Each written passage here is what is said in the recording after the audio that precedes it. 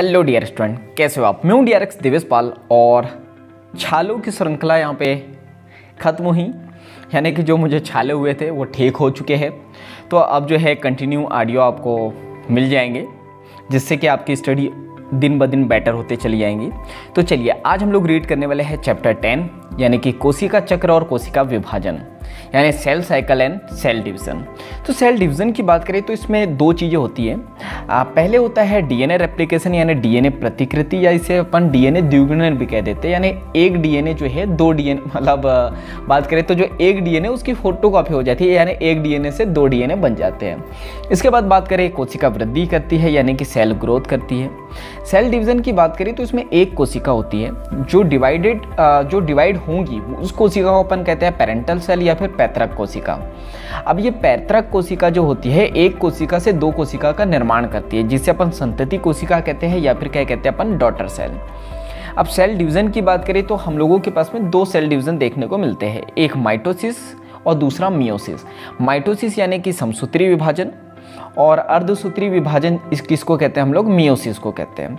तो अपन माइटोसिस की बात करें तो कोशिका चक्र का सर्वाधिक नाटकीय अवस्था होती है ये, यानी कि ड्रामेटिक रेट। क्योंकि यहाँ पे क्या होता है ना, गुणसूत्र कभी ऊपर जाते हैं, कभी नीचे आते हैं, कभी किसी प्लेट पर व्यवस्थित होते हैं, आगे अपन देखेंगे। तो इसलिए जो है जो समसूत्री विभाजन है उसको अपन कहते हैं कि ये सर्वाधिक नाटकीय अवस्था है। इसके बाद हम लोग बात करें तो जो समसूत्री विभाजन है ये शब्द दिया था डब्ल्यू फ्लेमिंग ने। अब इसकी खोज की बात करें तो स्ट्रासबर्गर ने खोज की थी पादपों में, और जंतुओं की बात करें तो डब्ल्यू फ्लेमिंग ने। अधिकतर जो क्वेश्चन आते हैं नीट में वो आते हैं फ्लेमिंग के नाम से। अब हम लोग यहाँ पे बात करते हैं माइटोसिस डिवीजन की, तो इसको हम लोग सम विभाजन भी कहते हैं, यानी इक्वेशनल डिवीजन। अब इस टाइप से फंबल्स आपको देखने को मिल जाएंगे, तो कॉन्सेंट्रेट करिए और इस फंबल्स को जो है ना इंजॉय करिए। मैं भी इंजॉय करता हूँ, आप भी इंजॉय करिए। तो इसे हम लोग जो है सम विभाजन कहते हैं, यानी इक्वेशनल डिवीज़न। इक्वेशनल डिवीज़न का मतलब क्या होता है कि यहाँ पे जो एक कोशिका होती है जब वो डिवाइड करती है तो उसमें गुणसूत्री की संख्या समान होती है। तो आपको याद रखना है समसूत्री विभाजन वह विभाजन होता है जिसमें गुणसूत्री की संख्या क्या होती है, समान होती है। जैसे कि एक कोशिका जो डिवाइड हो रही है उसमें 46 गुणसूत्र है, तो जो नई कोशिका बनेंगी उसमें भी 46 गुणसूत्र ही रहेंगे। तो ये कन्फर्म हो गया कि जो समसूत्री विभाजन करने वाली कोशिका कैसी होती है, 2n होती है, यानी द्विगुणित होती है, जिसे अपन डिप्लॉइड कहते हैं। और इसी डिप्लॉइड कोशिका से दो डिप्लॉइड कोशिका का निर्माण होता है। इसके बाद हम लोग यहाँ पे बात करते हैं समसूत्री विभाजन की, तो ये देखने को मिलता है हमें द्विगुणित कायिक कोशिका में, यानी कि सोमेटिक कोशिका में। ये किसकी बात करी अपन ने, प्लांट्स की। सॉरी, प्लांट्स में भी देखने को मिलेगा ये और एनिमल्स में भी। अब हम लोग यहाँ पे कायिक कोशिका की बात करें तो अगुणित में भी ये देखने को मिल जाता है कायिक कोशिका में। तो हम लोग बात करें पौधों के विभज्योतिक भाग में ही हम लोगों को देखने को मिलता है, जिसे अपन मेरिस्टेमेटिक पार्ट कहते हैं। तो पौधों के मेरिस्टेमेटिक पार्ट की बात करें तो मोस्ट इंपॉर्टेंट यहाँ से नीट में क्वेश्चन पूछा जा चुका है। तो पहला है प्रोहोशीर्ष, जिसको अपन कहते हैं सूट अपेक्स। दूसरा मूल शीर्ष, जिसको अपन रूट अपेक्स कहते हैं। तीसरा कैम्बियम और चौथा कलिका, जिसे अपन बड कहते हैं। तो अब ये टर्मोलॉजी क्या है, मतलब जो फर्स्ट टाइम सुन रहा हूँ उन्हें थोड़ा कन्फ्यूजन आ रहा होगा कि ये है क्या। तो सूट अपेक्स की बात करें तो सूट यानी क्या होता है, हम लोगों का होता है तना। तो अपेक्स का मतलब होता है शीर्ष वाला भाग। तो जो तने का ऊपरी भाग को अपन क्या कहते हैं, सूट अपेक्स या फिर प्रोहोशीर्ष। इसके बाद मूल शीर्ष या रूट अपेक्स की बात करें, रूट यानी जड़, तो जड़ का जो टिप वाला भाग होता है उसे अपन कहते हैं रूट अपेक्स। कैम्बियम क्या होता है, तो आने वाले चैप्टर्स में हम लोग देखेंगे, प्लांट्स का एक ये पार्ट होता है। और बड या कलिका आप लोगों ने देखी होंगी जहाँ से पुष्प लगते हैं। इसके बाद हम लोग जंतुओं की बात करें कि जंतुओं में कायिक कोशिका कहाँ देखने को मिलती है, तो जनन कोशिका को छोड़कर जितनी भी कोशिका होती है वो क्या होती है, कायिक कोशिका होती है। एक नोट आपको याद रखना है, जो 2000 का नोट है तो बड़ा इंपॉर्टेंट है, क्योंकि सबसे बड़ा नोट 2000 का ही है, तो इससे आगे मैं बोल नहीं सकता। तो सबसे बड़ा नोट है कोशिका विभाजन। तो कोशिका विभाजन की बात करें तो यीस्ट की बात करें तो यीस्ट को कोशिका विभाजन के लिए 90 मिनट लगते हैं। जीवाणु की बात करें तो इसको 20 मिनट लगते हैं। मनुष्य की बात करें तो 24 घंटे लगते हैं। इसलिए बोला जाता है मनुष्य को कि जो कभी ये इसकी तबीयत खराब हो गई, किसकी, मनुष्य की, तो होगा क्या कि अधिकतर डॉक्टर 4 या 5 दिन की टैबलेट्स देते हैं। वो इसलिए देते हैं ताकि क्या होता है ना, मान लो 1000 बैक्टीरिया है, उसमें से 999 भी जो है ख़त्म हो चुके हैं, एक बैक्टीरिया भी बचा और आप लोगों ने टैबलेट खाना बंद कर दिया, तो होगा क्या, जीवाणु का जो कोशिका विभाजन करने का पीरियड कितना है, 20 मिनट। तो सोचो 24 घंटे में कितने मिनट होंगे, उतनी देर में कितने बैक्टीरिया बन जाएंगे। इसलिए कई बार डिसीज जो है खत्म होने के बाद फिर से जो है रीजनरेट हो जाती है, यानी कि पुनः उत्पन्न हो जाती है। इसके बाद हम लोग यहाँ पे बात करते हैं कोशिका चक्र की, जिसे अपन कहते हैं सेल साइकिल। तो सेल साइकिल की बात करूँ तो इसमें भी 2 फेज होते हैं। पहला इंटरफेज, जिसको अपन अंतरावस्था कहते हैं, या इसी को अपन विश्राम अवस्था भी कह देते हैं, यानी कि रेस्टिंग फेज। दूसरा जो फेज होता है एम अवस्था, यानी कि एम फेज, या इसको अपन कहते हैं विभाजन अवस्था। सबसे इंपॉर्टेंट आपको याद रखना है कि इंटरफेज में कितना समय लगता है, तो लगभग 95% से अधिक का समय लग जाता है। बचा समय किस में लगता है, एम अवस्था में। इसके बाद हम लोग यहाँ पे बात करते हैं इंटरफेज में। तो इंटरफेज के 3 भाग होते हैं, ये आपको मोस्ट इंपॉर्टेंट याद रखना है।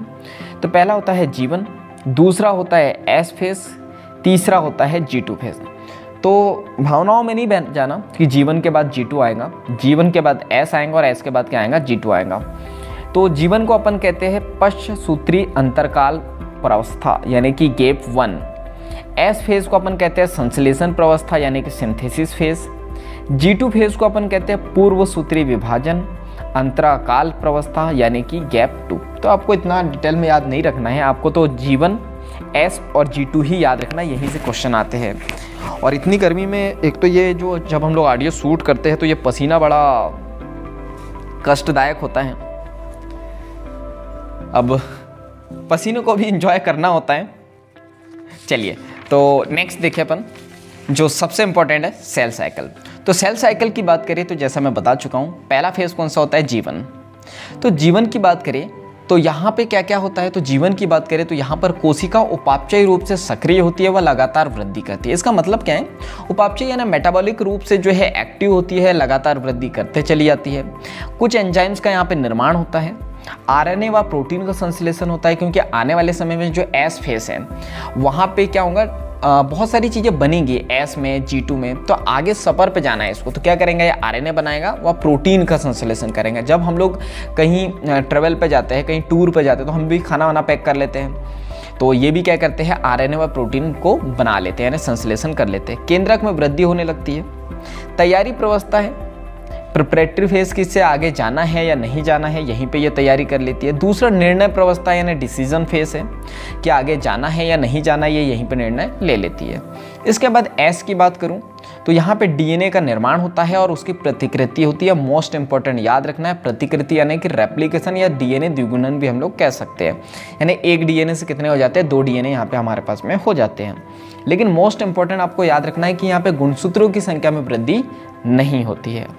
अब हम लोग यहाँ पे तारक केंद्र की बात करें तो तारक केंद्र वो होते हैं जो गुणसूत्रों को विपरीत ध्रुव पर ले जाने का काम करते हैं। तो यहाँ पे इसका भी जो है प्रतिकृतन हो जाता है, यानी कि रेप्लिकेशन हो जाता है। इसके बाद 1 मिनट,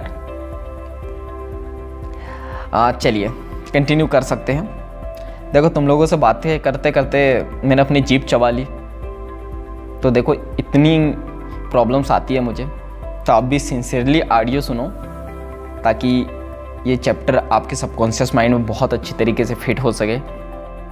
चलिए, तो G2 की बात करें तो G2 में क्या होता है, कोशिका वृद्धि करती है। प्रोटीन का निर्माण यहाँ पे भी होता है, क्योंकि अब तो इसको डिवीजन पे जाना है, अब ये डिवाइड करेंगे तो प्रोटीन का निर्माण होगा, और यहाँ पे सभी कोशिकांगों का क्या हो जाता है, निर्माण। कई बार क्वेश्चन देखने को मिले हैं यहाँ से कि हरित लवक का निर्माण कहाँ होता है, माइटोकॉन्ड्रिया का निर्माण कहाँ होता है, तो ये G2 में होता है। तो मैंने एक ही लाइन में समाप्त कर दिया इसे कि सभी कोशिकांगों का निर्माण कहाँ होता है, G2 में होता है। इसके बाद आता है हम लोगों का एम फेज, यानी यहाँ पे डिवीज़न होने लगती है कोशिका। लेकिन बाई चांस एम मतलब कोशिका डिवाइड नहीं होती है, एम फेज में नहीं जाती है, तो ये चली जाती है G0 में। तो G0 फेज क्या होता है, तो G0 की बात करूँ तो यहाँ पर जो कोशिकाएं विभाजित नहीं होती है वो G0 में पहुँच जाती है। तो ये मोस्ट इंपॉर्टेंट आपको याद रखना है, कई बार क्वेश्चन भी आ चुके हैं यहाँ से। तो प्रौढ़ प्राणियों यानी कि एडल्ट एनिमल्स में जो है हृदय कोशिका में देखने को मिलता है, यानी जो बूढ़े लोग हो जाते हैं उनके हृदय कोशिका में ये देखने को मिलता है कि जो कोशिका डिवाइड नहीं करती है वो G0 में चली जाती है। इसके बाद हम लोग यहाँ पे बात करते हैं तो G0 जो है ये शांत अवस्था है, जिसको अपन क्वासेंट स्टेज कहते हैं। दूसरा निष्क्रिय अवस्था यानी इनएक्टिव स्टेज है, यहाँ पे किसी भी प्रकार का डिवीजन नहीं होता या किसी भी प्रकार की एक्टिविटी नहीं होती है। कोशिका उपापचय रूप से सक्रिय होती है, यानी ये मेटाबॉलिक रूप से सक्रिय होती है, विभाजन कर भी सकती है, लेकिन यहाँ पे विभाजन नहीं होता है। मोस्ट इंपॉर्टेंट याद रखना, विभाजित नहीं होती है यहाँ पे कोशिका। इनका जीव की आवश्यकता अनुसार, यानी कि डिवीज़न हो सकता है, लेकिन इनका जो विभाजन होता है वो कैसा होता है, जीव की आवश्यकता के अनुसार। अगर आवश्यकता रहे होंगी तो कर भी सकते हैं, वरना नहीं करेंगे। एम फेज की बात करें तो 2 फेज होते हैं इसमें, एक होता है कैरियोकाइनेसिस और दूसरा होता है साइटोकाइनेसिस। कैरियोकाइनेसिस में क्या होता है, केंद्रक विभाजन। साइटोकाइनेसिस में क्या होता है, कोशिका द्रव्य का विभाजन। तो आपको याद रखना है, जब कोशिका विभाजित करेंगी तो पहले केंद्रक का विभाजन होगा और उसके बाद किसका विभाजन होगा, कोशिका द्रव्य का। अब केंद्रक विभाजन की बात करें तो इसमें 4 फेज होते हैं, आपको याद रखना PMT। PMT यानी कि प्रोफेज, मेटाफेज, एनाफेज और टेलोफेज। यानी कि हिंदी में इसको कहते हैं प्रोफेज को पूर्वावस्था, मेटाफेज को मध्यावस्था, एनाफेज को पश्चावस्था, टेलोफेज को अंत्यावस्था। जल्दी जल्दी बोल दिया मैंने, चलो एक बार और सुन लो, लेकिन फिर भी सजेस्ट करूंगा कि इंग्लिश में ही याद रखना, इंग्लिश में याद मत, सॉरी मतलब इंग्लिश में याद रखना, हिंदी में याद मत रखना। प्रोफेज की बात करें तो पूर्वावस्था, मेटाफेज की बात करें तो मध्यावस्था, एनाफेज की बात करें तो पश्चावस्था और टेलोफेज की बात करें तो अंत्य अवस्था।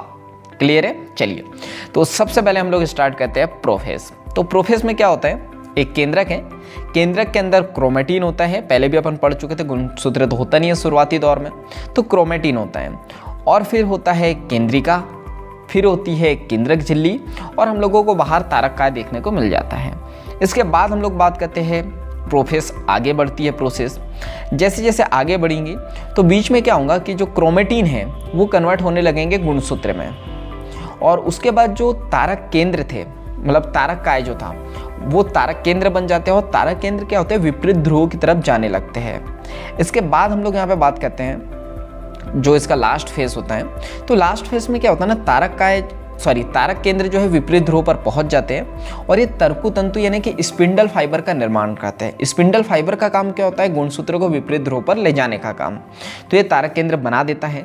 इसके बाद में जो सबसे इंपॉर्टेंट है, याद रखना, यहाँ से क्वेश्चन आते हैं। यहाँ पे केंद्रिका झिल्ली, मतलब केंद्रक झिल्ली, केंद्रिका, गोल्जी बॉडी और ER यानी कि एंडोप्लाज्मिक रेटिकुलम, ये पूरी तरीके से विलुप्त हो जाती है, हमें दिखाई नहीं देती है।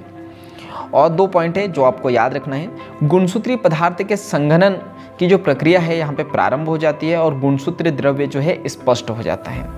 यानी गुणसूत्र पदार्थ का क्या होने लगता है, संघनन होने लगता है। यानी कि पहले क्रोमेटिन थे, जैसे पानी की बात करें, पानी को हम लोग उबालते हैं तो क्या होता है, वेपर से निकलती है और पानी कम होने लगता है। वैसे ही क्रोमेटिन बिखरा पड़ा था तो अब वो एक जगह पे आने लगा। क्रोमेटिन पहले क्या थे, अस्पष्ट संरचना थी, धागे नुमा, लेकिन अब ये एक जगह पे आके एक बड़ा स्ट्रक्चर बनाएंगे जिसको अपन क्रोमोसोम या गुणसूत्र कहते हैं। तो याद रखना, गुणसूत्री पदार्थ जो होता है उसका यहाँ पे संघनन प्रारंभ हो जाता है, और गुणसूत्र के जो द्रव्य है ना वो हमें स्पष्ट रूप से दिखाई देने लगता है। यहाँ पे समसूत्री तर्कु यानी मैंने बताया था क्या होता है, यहाँ पे स्पिंडल्स, सूक्ष्म नलिका यानी माइक्रोट्यूब्यूल्स के जमावड़े की प्रक्रिया प्रारंभ हो जाती है। क्योंकि क्या होता है ना, जो गुणसूत्र है या जो चीज़ें हैं इसको एक स्थान से दूसरे स्थान पर ले जाने के लिए या पकड़ने के लिए माइक्रोट्यूब्यूल्स या स्पिंडल फाइबर वगैरह ही मदद करते हैं। तो यहाँ पे कोशिका द्रव्य के प्रोटीन युक्त घटक होते हैं और इस प्रक्रिया में क्या करते हैं, ये सहायता करते हैं। इसके बाद हम लोग यहाँ पर बात करें नेक्स्ट, तो नेक्स्ट हम लोगों का आ जाता है मेटाफेज। मेटाफेज यानी कि मध्यावस्था। अब मध्यावस्था की बात करें तो यहाँ पे क्या होता है, एक प्लेट होती है जिसको अपन कहते हैं मेटाफेज प्लेट यानी कि मध्य प्लेट, और इसी को अपन इक्वेटर कहते हैं। तो अब होता क्या है कि जो गुणसूत्र है वो इस प्लेट पर व्यवस्थित हो जाते हैं। किस प्लेट पर, मध्य प्लेट पे या फिर मेटाफेज प्लेट पर। अब हम लोग यहाँ पे बात करते हैं, गुणसूत्र यहाँ पे व्यवस्थित हो गए। आपको पता है कि गुणसूत्र के बीच में एक जो है गुणसूत्र बिंदु होता है, और उसके आउटसाइड में एक स्ट्रक्चर होता है जिसको काइनेटोकोर कहते हैं। तो इसी काइनेटोकोर की मदद से यहाँ पे ये बंध जाते हैं। कौन बनता है, तर्कु तंतु, जिसको अपन कहते हैं स्पिंडल फाइबर, जो माइक्रोट्यूब्यूल्स यानी कि सूक्ष्म नलिकाओं के बने होते हैं। तो ये जो है गुणसूत्र को मध्य प्लेट पर व्यवस्थित रखते हैं। तो ये किसको पकड़े रखते हैं, ये याद रखना, काइनेटोकोर को। और काइनेटोकोर की बात करें तो इधर लास्ट में कहाँ पकड़े रहते हैं, जो विपरीत ध्रुव की बात करें तो यहाँ पे अपन ने बात करी थी, क्या रहता है, तारक केंद्र। क्लियर है? तो आपको याद रखना है कि गुणसूत्र जो है मध्य प्लेट पर व्यवस्थित हो जाता है हेल्प ऑफ काइनेटोकोर यानी काइनेटोकोर की हेल्प की मदद से। और कौन पकड़े रखता है इसको, तर्कु तंतु, जिसको अपन स्पिंडल फाइबर कहते हैं, जो सूक्ष्म नलिकाओं के बने होते हैं। क्लियर है? और अब हम लोगों के यहाँ पे 2 संतति अर्ध गुणसूत्र दिखाई देंगे यानी 2 डॉटर क्रोमेटिड। याद रखना, गुणसूत्र के आधे भाग को अपन क्रोमोसोम नहीं क्रोमेटिड कहते हैं। तो 2 डॉटर क्रोमेटिड अपने को दिखाई देंगे। क्लियर है? क्योंकि गुणसूत्र के कितने भाग होते हैं? 2 भाग होते हैं। 2 डॉटर क्रोमेटिड हम लोगों को दिखाई देने लगते हैं और ये तर्कु तंतु द्वारा जो है काइनेटोकोर से क्या होते हैं, जुड़े होते हैं, जो मैं आपको बता चुका हूँ। अब गुणसूत्र की बात करें तो गुणसूत्र यहाँ पे जो होता है कोशिका द्रव्य में फैल जाते हैं और गुणसूत्र का संघनन यहाँ पे पूर्ण हो जाता है। प्रोफेज में क्या होता है, स्टार्ट हुआ था, लेकिन पूरी तरीके से जो कंप्लीट होता है गुणसूत्र का संघनन वो होता है कहाँ पे, मेटाफेज में। सूक्ष्मदर्शी से यहाँ पे हम लोग जब देखेंगे तो गुणसूत्र हम लोगों को स्पष्ट रूप से दिखाई देने लगेंगे। इसके बाद यहाँ पे गुणसूत्र की जो आकृति है उसका अध्ययन हम लोग कर सकते हैं। कई बार क्वेश्चन भी आता है कि गुणसूत्र की अगर आपको स्टडी करनी है तो आप कहाँ करोगे, तो ये करेंगे हम लोग मेटाफेज में। इसके बाद हम लोग यहाँ पे बात करते हैं एनाफेज के बारे में। तो एनाफेज के बारे में हम लोग यहाँ पे बात करें तो यहाँ पे क्या होता है, मध्य प्लेट थी, वहाँ पे गुणसूत्र व्यवस्थित थे, लेकिन अब क्या होता है गुणसूत्र सॉरी 1 मिनट, जो गुणसूत्र देखो, एक तो ये जो है ना पसीना, गर्मी, इसकी वजह से कई बार जो है ना कॉन्सेंट्रेट हम लोग नहीं कर पाते हैं। तो आपको तो कोई टेंशन ही नहीं है, या तो आप बेड पे बैठे होंगे या मॉर्निंग वॉक कर रहे होंगे, तो गर्मी का कोई टेंशन नहीं है, तो रिलैक्स होकर आपको ऑडियो सुनना है। तो चलिए कंटिन्यू करते हैं एनाफेज। एनाफेज की बात करें तो मध्य प्लेट से गुणसूत्र अब थोड़े से हट जाते हैं, विपरीत ध्रुव की तरफ इनका खिंचाव होता है। कौन करता है, कैसे करता है, तो यहाँ पे जो गुणसूत्र बिंदु है ना इसका डिवीजन हो जाता है। मोस्ट इंपॉर्टेंट आपको याद रखना है, यानी गुणसूत्र बिंदु टूट जाते हैं और वही गुणसूत्र बिंदु को कौन पकड़ता है, फिर हम लोगों का तर्कु तंतु, जिसको अपन कहते हैं स्पिंडल फाइबर, और ये गुणसूत्र बिंदु को पकड़ कर कहाँ ले जाता है, विपरीत ध्रुवों की ओर। इसके बाद हम लोग यहाँ पे बात करते हैं तो आपको याद रखना है, अब अपन क्या कहेंगे इसको, ऑफ स्प्रिंग क्रोमेटिड यानी संतति अर्ध गुणसूत्र। संतति क्यों, क्योंकि नया हो गया ना, एक गुणसूत्र टूट गया तो नई चीज बन गई, तो संतति कहेंगे। अर्ध गुणसूत्र इसलिए कह रहे हैं क्योंकि अब क्रोमोसोम है ही नहीं पूरा, यानी गुणसूत्र है ही नहीं पूरा, टूट गया है, तो उसको अपन क्रोमेटिड कहेंगे। तो कोशिका विभाजन के बाद नई संतति केंद्रक का गुणसूत्र बनेंगे, यानी ये जो अर्ध गुणसूत्र हैं जब कोशिका विभाजन पूरी तरीके से संपन्न हो जाएगा तो बाद में नए संतति केंद्रक का क्या होंगे, ये निर्माण करेंगे, गुणसूत्र के रूप में ये परिवर्तित हो जाते हैं। तो क्या है की पॉइंट यहाँ से कि गुणसूत्र बिंदु का यहाँ पे विभाजन हो जाता है या वो विखंडित हो जाते हैं, गुणसूत्र विपरीत ध्रुव की तरफ जाने लगते हैं। अब लास्ट होता है टीलोफेज।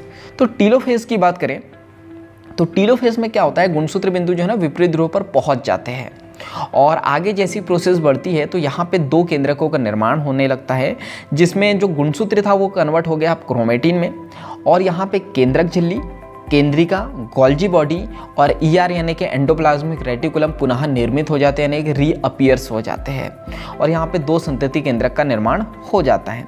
तो टीलोफेज में आपको याद रखना है कि यहाँ पे गुणसूत्र अब असंघनित होकर अपनी संपूर्णता खो देते हैं, यानी कि अब हम लोगों को यहाँ पे क्रोमेटिन दिखाई देने लगेंगे, गुणसूत्र नहीं दिखाई देंगे। तो यहाँ पे गुणसूत्र क्या हो गए, असंघनित होकर अपनी संपूर्णता को खो देते हैं और एकल गुणसूत्र हम लोगों को दिखाई देने लगता है, यानी कि सिंगल हम लोगों को गुणसूत्र यहाँ पे दिखाई नहीं देता है। तो एकल गुणसूत्र हम लोगों को यहाँ पे दिखाई नहीं देता है। इसके बाद हम लोग यहाँ पे बात करते हैं कोशिका विभाजन की, यानी कि साइट गलत लिख दिया यहाँ पे, ये जो नोट्स बनाया ना किसी बेवकूफ़ ने बनाया और वो बेवकूफ़ मैं ही हूँ। तो साइटोकाइनेसिस, जिसको अपन कोशिका द्रव्य विभाजन कहते हैं। तो साइटोकाइनेसिस की बात करें तो एक अपन एनिमल सेल की बात करेंगे और दूसरा प्लांट सेल की। तो एक होती है जंतु कोशिका और दूसरी होती है पादप कोशिका। एनिमल सेल की बात करूँ तो यहाँ पे जो विभाजन होता है वो होता है कोशिका खाँच विधि द्वारा, यानी कि सेल फ्यूरो मेथड के द्वारा। तो यहाँ पे क्या होता है, एक सेल होती है और उसमें खाँच बनती है। खाँच यानी वो खाँच खुजली वाली, मत आप इमेजिनेशन करने लग जाने कि पता लग रहा है अपनी बॉडी को खुजली करने लगे कि हाँ यही प्रोसेस होंगी, ये नहीं। बीच से सेल क्या हो जाती है, कॉन्ट्रैक्ट होने लग जाती है और धीरे धीरे इतनी कॉन्ट्रैक्ट हो जाती है कि जो एक सेल है वो 2 सेल में कन्वर्ट हो जाती है। अब मैं इसका एग्जाम्पल दूँ आपको, तो कभी आटे की लोई बनाओ आप और बीच में से आप उसको कॉन्ट्रैक्ट करते करते करते तोड़ देते हो, तो वैसे ही होता है। तो यहाँ पे 2 संतति कोशिका का यहाँ पे क्या हो जाता है, निर्माण हो जाता है। तो यहाँ पे क्वेश्चन कहाँ से आएगा कि जंतु कोशिका में या एनिमल सेल में विभाजन किसके द्वारा होता है, यानी कोशिका द्रव्य का विभाजन किसके द्वारा होता है। तो आपको याद रखना कोशिका खाँच विधि द्वारा, यानी कि सेल फ्यूरो मेथड के द्वारा। अब पादप कोशिका की बात करें प्लांट सेल की, तो यहाँ पे जो विभाजन होता है ना वो होता है कोशिका पट्टी द्वारा, यानी कि सेल प्लेट द्वारा। तो सेल प्लेट क्या होती है ये अपन पढ़ चुके हैं। इसके बाद हम लोग यहाँ पे बात करें तो क्या होता है, कोशिका रहती है, बीच में सेल प्लेट आती है और यहाँ पे क्या होता है, उसमें नई कोशिका भित्ति बीच में आती है और धीरे धीरे एक कोशिका से दो कोशिका यहाँ पे बन जाती है और वहाँ पे कोशिका द्रव्य का विभाजन हो जाता है। सूत्रकणिका, प्लास्टिड, लवक ये सब डिवाइड हो जाते हैं और यहाँ पे दो संतति कोशिका में ये वितरित हो जाते हैं, यानी बढ़ जाते हैं और दो कोशिकाओं का क्या हो जाता है, यहाँ पे निर्माण हो जाता है। इसके बाद हम लोग यहाँ पे बात करते हैं नोट्स की। तो कुछ जीवों में केंद्रक विभाजन के साथ कोशिका द्रव्य विभाजन नहीं हो पाता है, जिसकी वजह से अनेक केंद्रक बन जाते हैं। तो ऐसी कोशिका को अपन कहते हैं संकोशिका, यानी बहुकेंद्र की कोशिका। एग्जाम्पल क्या है, नारियल का तरल भ्रूणपोष, ये आगे भी पढ़ेंगे हम लोग, तो ये याद रखना है। जिसमें एक से ज़्यादा कोशिका होती है, सॉरी केंद्रक होते हैं, उसको अपन संकोशिका कहते हैं। एग्जाम्पल क्या है, नारियल का तरल भ्रूणपोष, यानी कि जो नारियल में जो पानी होता है उसे हम लोग कह रहे हैं। इसके बाद क्या बचा, हम लोगों का कंप्लीट क्या हो चुका है, समसूत्रीय विभाजन पूरी तरीके से कंप्लीट हो गया है। इसके बाद हम लोगों को देखना है नेक्स्ट। सो 1 मिनट का टाइम तो मुझे, हाँ चलिए कंटिन्यू करते हैं। तो अब हम लोग बात करें, एक छोटा सा टॉपिक हम लोगों को यहाँ पे पढ़ना है, कोशिका चक्र का नियमन। कोशिका चक्र का नियमन यानी कि रेगुलेशन ऑफ सेल साइकिल। तो सेल को अगर रेगुलेट करना है तो उसके लिए 2 पॉइंट होते हैं हमारे पास में, एक होता है G1 और S, अथवा इसको अपन कहते हैं प्रतिबंध बिंदु, या फिर होता है G2 और M का M अवस्था का प्रारंभ। देखो यहाँ पे क्या होता है, सेल साइकिल पढ़ा अपन ने, एक फेज कौन सा होता है G1, फिर आता है S और उसके बाद G2। तो ये जो बिंदु कहाँ लगेगा, G1 और S के बीच में। तो अब आपके से क्वेश्चन पूछा जाएगा कि अगर आपको कोशिका में DNA बनाने से रोकना है तो कौन सा प्रतिबंध बिंदु लगाओगे आप, तो G1 और S, क्योंकि S से पहले ही लग जाएगा ये, तो DNA नहीं बनेगा। दूसरा होता है G2 और M, G2 और M से बीच में। तो अगर आपसे पूछा जाए कि जो कोशिका है उसको आपको विभाजित नहीं होने देना है, कोशिका विभाजित होने से रोकना है, तो ये वाला यूज़ कर सकते हैं, क्योंकि अभी तक के कोशिका कहाँ पहुँची है, G2 तक के, उसके बीच में प्रतिबंध बिंदु लगा दोगे तो कोशिका डिवाइड नहीं होंगी। इसके बाद हम लोग यहाँ पे बात करते हैं सूत्रीय कोशिका विभाजन का महत्व, यानी इसकी इंपॉर्टेंसी क्या है समसूत्रीय विभाजन की। तो सिग्निफिकेंस ऑफ माइटोसिस, तो कुछ कीटों में ये जो है निम्न श्रेणी के पादप वह अगुणित व द्विगुणित कोशिका में हम लोगों को देखने को मिल जाता है। प्राणियों की बात करें तो ये केवल और केवल द्विगुणित कोशिका में देखने को मिलता है। समसूत्रीय विभाजन के महत्व की बात करें तो बहुकोशिकीय जीवों की वृद्धि के लिए, यानी हम लोगों की जो वृद्धि होती है वो समसूत्रीय विभाजन के द्वारा ही होती है। कोशिका की मरम्मत, जब हमें चोट वगैरह लग जाती है तो ऐसी ही कोशिका फिर से बन जाती है, तो वो समसूत्री के द्वारा ही होता है। इसके बाद एक नोट लिखा है जो 2000 का तो नहीं है पर ठीक है जो भी है, अधिचर्म की ऊपरी सतह, आहार नाल की भीतरी सतह, रक्त कोशिका निरंतर प्रतिस्थापित होते रहती है। मतलब कुल मिला के कहने का मतलब ये है कि यहाँ पे एनसीईआरटी माता ने कुछ एग्जाम्पल दिए, जैसे अधिचर्म यानी कि जो एपिडर्मिस होती है, ऊपरी लेयर जो होती है, आहार नाल यानी कि एलिमेंट्री कैनाल की जो भीतरी सतह होती है यानी कि इंटरनल लेयर होती है, रक्त कोशिका यानी ब्लड सेल में निरंतर जो प्रतिस्थापन यानी कई सेल मरती भी है पर डे और कई सेल बनती भी है, तो ये हमारी पूरी बॉडी में होता है। तो यहाँ पे समसूत्री विभाजन पूरी तरीके से संपन्न होता है। अब संपन्न होता है तो वो मत करने लग जाना स्वाहा, हवन नहीं कर रहे अपन। हम लोग बात करते हैं अर्धसूत्री विभाजन की। एक बार बताओ तुम लोगों के कितने दांत क्यों निकल रहे हैं? स्वाहा बोला इस वजह से, तुम लोगों के दांत निकल रहे हैं, मेरा पसीना निकल रहा है। तो ये जो मेरी मेहनत है ये आपके फेस पे दिखनी चाहिए। फेस पे कैसे दिखेंगी? ऑडियो अच्छे से सुनोगे आप तो सारा डाटा जो ना आपके माउथ के ऊपर रहेगा। जैसे आपसे कोई पूछेगा ना रात में 12 बजे 1 बजे कभी भी आपसे उठा के पूछ लिया जाए कि समसूत्री विभाजन में क्या होता है तो आप क्विकली बता दोगे, तो याद रखना। और जब भी भूल जाओ ना तो मेरा पसीना याद रखना कि हाँ इस ऑडियो को रिकॉर्ड करने के लिए इतनी मेहनत की गई है तो हमें भी मेहनत करनी है। अब बात करते हैं अर्धसूत्रीय विभाजन की यानी कि मियोसिस की। तो इसकी खोज की है फार्मर व मुरे ने। तो हम लोग बात करते हैं अर्धसूत्रीय विभाजन की। तो अर्धसूत्रीय विभाजन इसमें 2 टाइप से होता है, अर्धसूत्रीय विभाजन फर्स्ट और एक होता है अर्धसूत्रीय विभाजन सेकंड। अर्धसूत्रीय विभाजन फर्स्ट की बात करें तो इसमें गुणसूत्रों की संख्या आधी रह जाती है, जैसे कि लिखा हुआ है अर्धसूत्री यानी 2n कोशिका से क्या हो जाएंगे n कोशिका, यानी अगर 46 गुणसूत्र एक कोशिका में तो गुणसूत्र आधे हो जाएंगे तो 23 ही गुणसूत्र बच जाएंगे। अर्धसूत्रीय विभाजन जो होता है उसमें n से n ही कोशिका बनती है, यानी गुणसूत्र की संख्या समान रहती है। ऐसा क्यों? क्योंकि अर्धसूत्रीय विभाजन जो होता है ना वो समसूत्रीय विभाजन के समान होता है। अब हम लोग यहाँ पे बात करते हैं जंतुओं और पादपों की कि अर्धसूत्रीय विभाजन कैसे होता है और किन में होता है। तो जंतुओं की बात करें तो जब इसमें युग्मक जनन होता है यानी गैमेटोजेनेसिस होती है। तो नर में और मादा में देखने को मिल जाता है। नर में हम लोगों को स्पर्मेटोजेनेसिस देखने को मिलेंगे और मादा में oogenesis। तो ये सारी प्रोसेस जो है मियोसिस के द्वारा होती है। पादपों की बात करें, जब इसमें युग्मक जनन होता है तो नर का जो युग्मक होता है वो होता है स्टेमेन यानी कि पुंकेसर, और मादा में स्त्री केसर यानी ओवल। तो ये सब जो है मियोसिस के द्वारा ही होता है। अब हम लोग कुछ लाइनें देखते हैं जो एनसीईआरटी की है, जो मोस्ट इंपॉर्टेंट है। केंद्रक व कोशिका विभाजन के 2 अनुक्रमिक चक्र संपन्न होते हैं इसमें, यानी मियोसिस फर्स्ट और मियोसिस सेकंड। तो फिर एक और बार डिटेल में समझते हैं। केंद्रक व कोशिका विभाजन के 2 अनुक्रमिक चक्र संपन्न होते हैं। इसका मतलब क्या है कि जो केंद्रक है या कोई भी कोशिका कितने बार डिवाइड होंगी? 2 बार, मियोसिस फर्स्ट और मियोसिस सेकंड में।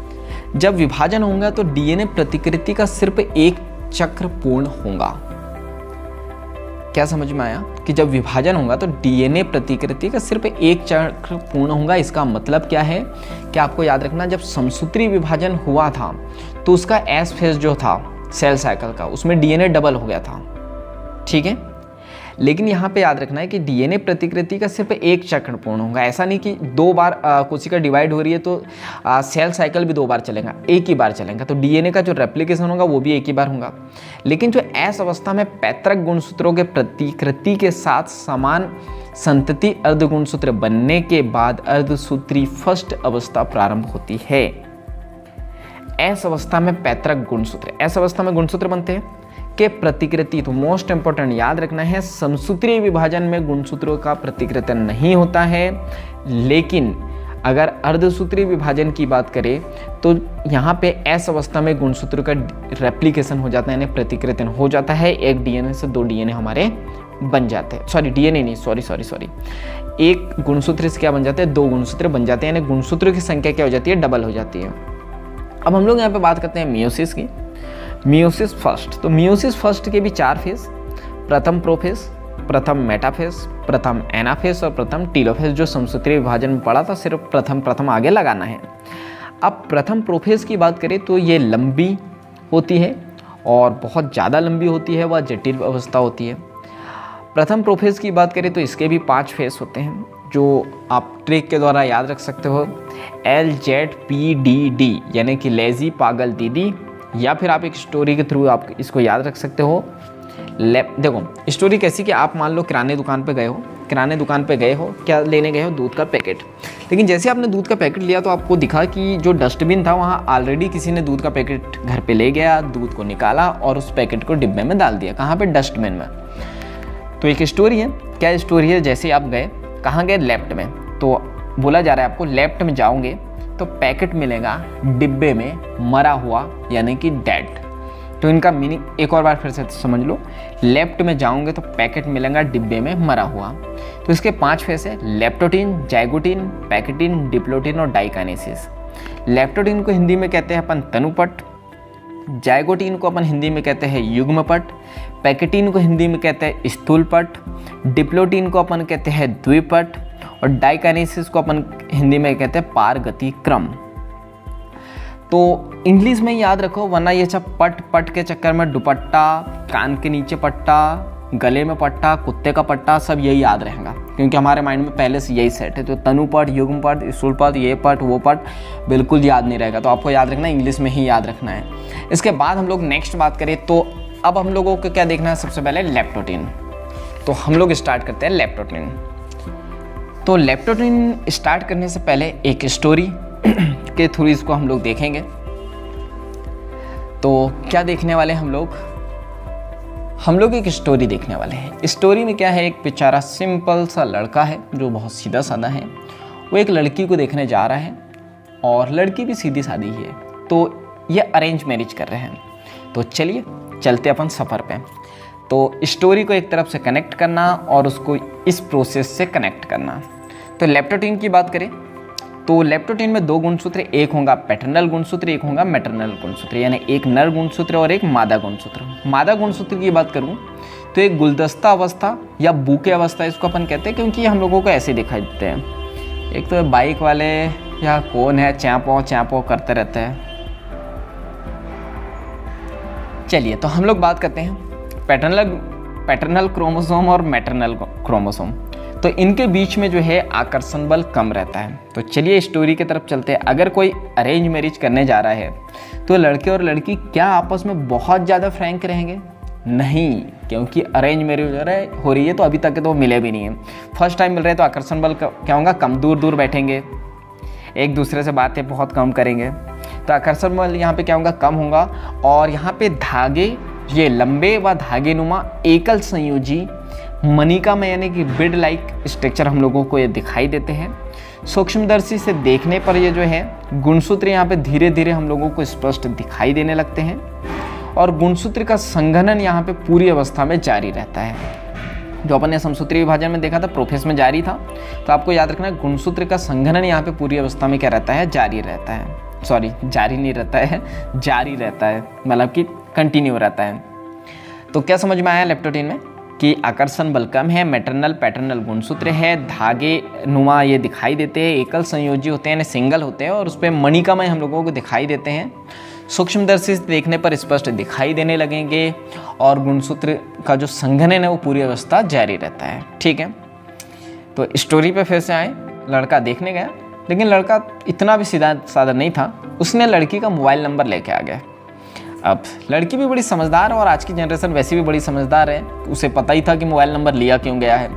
लड़के ने फ़ोन लगाया, हेलो बाबू, सोना, निब्बा, निब्बी, जो भी बोलना हो। तो यहाँ पे बोला गया, तो क्या बोला गया कि डेट पे बुलाया गया लड़की को। जब लड़की को डेट पे बुलाया गया तो कहाँ गए? एक कैफ़े में गए। तो कैफ़े में गए तो अब इतनी भी फ्रैंकनेस नहीं आई थी कि दोनों अभी हाथ पकड़ ले। तो एक टेबल था बीच में, तो दोनों के बीच की दीवार क्या थी? टेबल। तो टेबल का नाम क्या है हमारी स्टोरी में? सिनेप्टोनेबल कॉम्प्लेक्स। तो आपको ये याद रखना है। अब यहाँ पे आकर्षण बल धीरे धीरे जो है बढ़ने लगे, है ना, आकर्षण बल यहाँ पे बढ़ गया। तो यहाँ पे सिनेप्टोनेबल कॉम्प्लेक्स है। तो यहाँ पे गुणसूत्र युग्मों का जो है समजात गुणसूत्र यानी होमोलोगस क्रोमोसोम है। होमोलोगस का मतलब क्या है? समजात का मतलब समान जाति के। ऐसा बिल्कुल नहीं है कि लड़का जो है इंसान है और उसकी गर्लफ्रेंड, क्या नाम दूँ मैं, कुतिया बोलूँगा तो किसी को बुरा लग जाएगा, घोड़ी बोलूँगा तो किसी को बुरा लग जाएगा, बिल्ली बोलूँगा तो बुरा लग जाएगा। तो यही समझ लो आप। चलो, गर्ल्स को रिस्पेक्ट देते हैं। एक लड़की है और उसके साथ कोई गधा है, कोई बैल है, ऐसा नहीं है। दोनों एक ही जाति के हैं, यानी कि समजात गुणसूत्र हैं। अब दोनों की बात करें तो यहाँ पर जो है दोनों का सम्मिश्रण है, यानी कि दोनों मिले हुए हैं, तो इसको अपन कहेंगे बाइवेलेंट, यानी द्विसंयोजी या युगली, अपन कपल कह देंगे इनको। तो इसको नाम देंगे अपन बाइवेलेंट, द्विसंयोजी या फिर युगली या फिर चतुष्क यानी कि टेट्राड। तो अगली अवस्था में क्या होता है? ये अधिक दिखाई देने लगेंगे हमें। यहाँ पे उतने अच्छे से अभी हमें दिखाई नहीं दे रहे हैं ये। इसके बाद हम लोग यहाँ पे बात करते हैं, तो इनके मध्य जो अब क्या होगा? इनके मध्य एक प्रोसेस होगी। क्या होगा? धीरे धीरे प्यार बढ़ेगा। और कैफे में पता है आपको रोमांटिक गाना लगा ही देते हैं, तो माइंड भी उसी प्रकार काम करता है। तो टेबल के नीचे से एक हाथ आएगा, टेबल के नीचे से दूसरा हाथ आएगा और प्यार बढ़ने लगेगा। तो इस प्रोसेस को अपन क्या कहेंगे? यहाँ पे बाइवेलेंट के बीच में जो प्रोसेस हो रही है, यहाँ पे इसको अपन कहेंगे युग्मन यानी कि सिनेप्सिस, या फिर गुणसूत्र संयोजन, या फिर सिंडेसिस कहेंगे। क्लियर है क्या? दो तीन चीज़ें याद रखना है। सिनेप्टोनेबल कॉम्प्लेक्स याद रखना है, बाइवेलेंट याद रखना है, टेट्राड याद रखना है, द्विसंयोजी युगली है। इसके बाद सिनेप्सिस या सिंडेसिस यानी कि युग्मन या फिर गुणसूत्र संयोजन कहाँ होता है? जाइगोटीन में होता है। नेक्स्ट बात करते हैं पैकेटिन या फिर स्थूल पट। तो पैकेटिन में क्या होता है? तो प्रोफेस फर्स्ट कि दोनों अवस्था में पैकेटिन की कम अवधि होती है। यानी अभी अपन ने क्या देखा? प्रोफेस की दो फेज देख लिया, लेप्टोटीन और जाइगोटीन। तो दोनों अवस्था में पैकेटिन की जो है कम अवधि होती है। इसके बाद हम लोग यहाँ पे बात करते हैं, तो पैकेटिन में क्या क्या होता है? तो यहाँ पे जो गुणसूत्र है, कौन सा गुणसूत्र? युगली गुणसूत्र, कपल वाला।